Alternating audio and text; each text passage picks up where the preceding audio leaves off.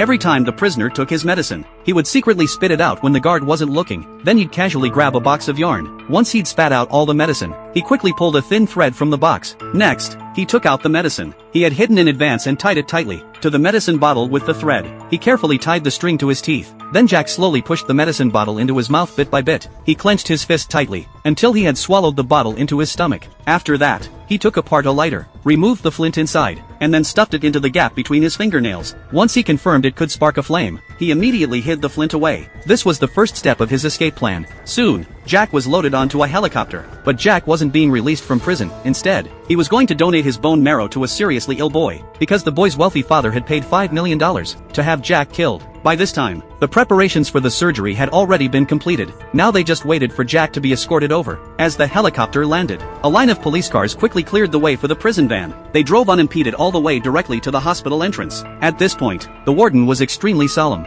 because Jack in the prison van was like walking cash to him. But just then, the police dog seemed to smell something on Jack, only for Jack to scare it off right away. When Jack saw the confidential documents being handed over to the hospital staff, he immediately realized that he now belonged to the wealthy man. Jack looked at the wealthy man in front of him with great gratitude. If it weren't for the man, he would never have had a chance to escape. After learning that Jack was a high-risk, dangerous prisoner, the doctors could only carefully lift Jack onto the hospital bed, without removing his handcuffs. When the doctor responded to Jack's praise, she decided to help him take off the handcuffs. That was when Jack bit open the medicine bottle he had swallowed earlier, because Jack knew that the doctor was about to anesthetize him, so he got ready immediately. The nurse hurried to inject the anesthetic into Jack. After the injection was done, Jack closed his eyes. On the other side, the boy was waiting for the bone marrow transplant. While the nurse thought Jack would soon lose consciousness, little did she know that Jack wasn't passing